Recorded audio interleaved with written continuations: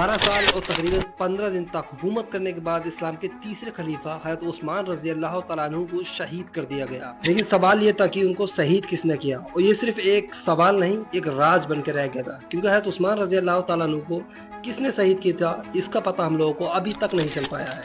हज़रत उस्मान रज़ी अल्लाह तआला अन्हु के बाद इस्लाम के चौथे खलीफा बने हज़रत अली रज़ी अल्लाह तआला अन्हु, और ये खिलाफत का इतना खौफनाक दौर था क्योंकि इस टाइम खिलाफत में बहुत सारी बगावतें होने लगी थी। खलीफा बनने के बाद हज़रत अली रज़ी अल्लाह तआला अन्हु के सामने दो बड़े चैलेंज थे। एक चैलेंज ये था कि खिलाफत में जो छोटी मोटी बगावतें हो रही हैं उनको ख़त्म करना और पूरे आलम इस्लाम में शांति कायम करना, और दूसरा सबसे बड़ा चैलेंज ये था कि हज़रत उस्मान रज़ी अल्लाह तआला अन्हु के कातिलों को पकड़ना और उनको सजा देना। इसके बाद हज़रत अली रज़ी अल्लाह तआला अन्हु ने एक बड़ा फैसला लिया और खिलाफत में जो पुराने गवर्नर थे उन सब को हटाकर नए गवर्नर बनाए। उसके बाद हुआ ये कि मुल्क शाम में यानी कि सीरिया में एक गवर्नर हुआ करते थे जिनका नाम था अमीर मुआविया, और हज़रत अली ने इनको भी गवर्नर से हटाकर वहाँ पर एक नया गवर्नर बनाया। तो फिर हज़रत मुआविया ने इन नए गवर्नर को, जिनका नाम सुहेल बिन हनीफ था, उन्हें रास्ते में ही रोक दिया और उनसे कहा, आप अगर पुराने खलीफा हज़रत उस्मान के ऑर्डर पर आए हैं तो आप आइए, आपका बैल कम है, और आप अगर किसी और के ऑर्डर पर आए हैं तो बोरिंग देते हुए कहा वापस लौट जाए। इस सब के बाद हज़रत अली रज़ी अल्लाह तआला अन्हु ने एक पर्सनली बंदा हज़रत मुआविया के पास भेजा और उससे कहा कि आप हज़रत अली रज़ी अल्लाह तआला अन्हु के हाथ पर बैत ले लें। और इन सब के बाद जब वो बंदा मुल्क शाम पहुंच रहा था तो रास्ते में उसको रोक लिया गया। उसके बाद जो बंदा हज़रत अली रज़ी अल्लाह तआला अन्हु ने भेजा था वो वापस मदीना आया, लेकिन उसके पास हज़रत मुआविया का दिया हुआ एक खत मौजूद था। उस खत को जब हज़रत अली रज़ी अल्लाह तआला अन्हु ने खोल के देखा तो उस खत में कुछ भी नहीं लिखा हुआ था सिवाय इसके कि हज़रत मुआविया की तरफ से ये खत हज़रत अली के लिए है।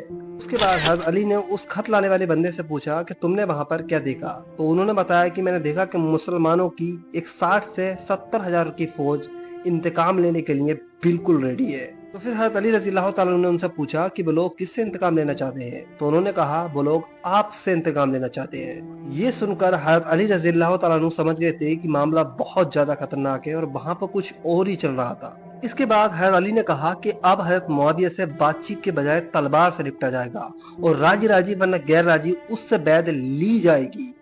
और इस सब चीज के बाद हज़रत अली हज़रत मुआविया से जंग की तैयारी कर रहे थे, लेकिन इससे भी बड़ा मसला हज़रत अली के सामने था। मसला ये था कि हज़रत आयशा रज़ी अल्लाह तआला अन्हु जो रसूलुल्लाह सल्लल्लाहु अलैहि वसल्लम की बीवी थी, वो मक्के से हज करके वापस मदीना लौट रही थी। तो रास्ते में उन्हें किसी ने बताया कि हज़रत उस्मान रज़ी अल्लाह तआला अन्हु को इस तरीके से शहीद कर दिया गया है और उनके बाद हज़रत अली रज़ी अल्लाह तआला अन्हु खलीफा बन गए हैं। मदीने के हालात आउट ऑफ कंट्रोल है, यानी कि बेहद खराब है। ये सुनने के बाद हज़रत आयशा रज़ी अल्लाह तआला अन्हु को बेहद दुख हुआ और उन्हें बेहद गुस्सा आया, और इसीलिए उन्होंने अपना इरादा बदल लिया। वो मदीने के बजाय मक्का वापस पहुंची।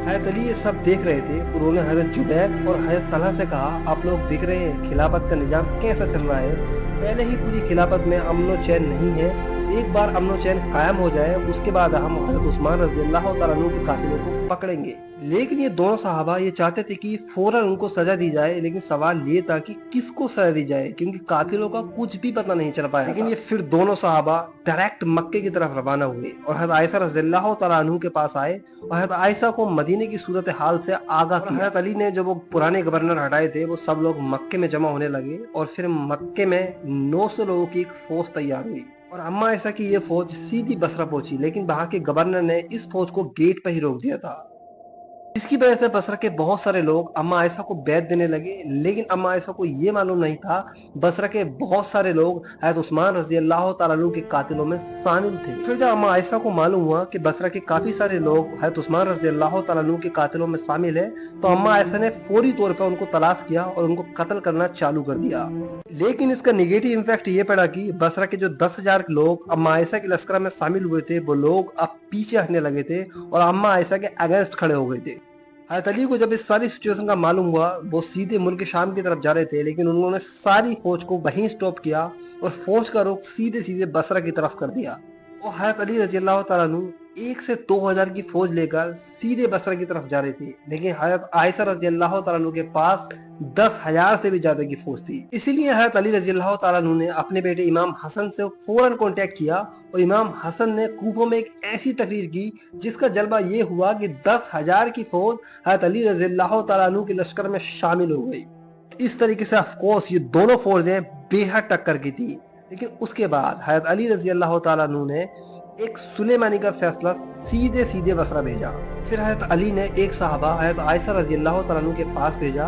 वह सहाबा सबसे पहले हज़रत आयशा के पास पहुंचा और उन्होंने कहा, अम्मा आप यहाँ क्या कर रही हैं? उसके बाद अम्मा आयशा ने जवाब दिया कि हम यहाँ उस्मान के लिए आए हैं और उस्मान के कातिलों का बदला लेना चाहते हैं, इसके अलावा हम कुछ नहीं चाहते। तो फिर उस सहाबा ने कहा, चलो आप ही लोग बताओ हमको क्या करना चाहिए ताकि हम लोग बदला ले सके। तो इन लोगों ने सीधा जवाब दिया, हज़रत अली रज़ी अल्लाह तआला अन्हु को उन लोगों से जंग करनी चाहिए। तो उस सहाबा ने कहा, अभी कुछ अर्सा पहले ही आप लोगों ने हज़रत उस्मान रज़ी अल्लाह तआला अन्हु के कातिलों का बदला लेने की कोशिश की थी, इसका नतीजा क्या हुआ? 10,000 का लश्कर जो आपकी लश्कर में शामिल हुआ था वो आपसे अलग हो गया और इबन आपके अगेंस्ट खड़ा हो गया। फिर उन सहाबा ने कहा, अभी हज़रत अली कैसा कर सकते हैं? इबन मदीने में एक बहुत बड़ी संख्या में बागी लोग मौजूद है, मदीना सहित पूरी खिलाफत को वो ही लोग कंट्रोल कर रहे हैं। इसके बाद उन्होंने कहा, जब तक हालात ठीक नहीं हो जाते और हज़रत अली इन लोगों पर कंट्रोल हासिल नहीं कर लेते, जब तक हमको हज़रत उस्मान रज़ी अल्लाह तआला अन्हु के बदले का इंतजार करना है। इन सहाबा की ये पावरफुल स्पीच इतनी कम आई कि इन सहाबा की बातें इन तीनों लोगों के दिल में बैठ गईं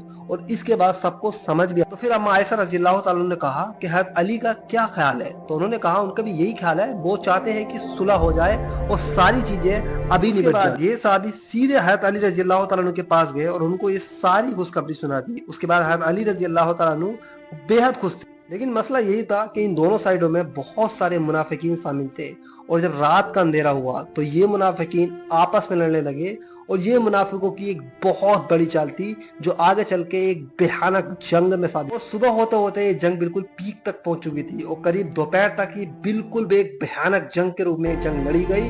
हज़रत तलहा रज़ी अल्लाह तआला अन्हु और हज़रत जुबैर रज़ी अल्लाह तआला अन्हु की भी शहादत इसी जंग में हो गई। उसके बाद ये जंग थोड़ी सी हल्की पड़ी, लेकिन अम्मा आयशा रज़ी अल्लाह तआला अन्हु इस जंग में खुद आ गई थी और ये देखकर हज़रत आयशा की फौज में इतना जज्बा आया कि उन्होंने बहुत देर तक हज़रत अली रज़ी अल्लाह तआला अन्हु की फौज से लड़ते रहे और शहीद होते रहे।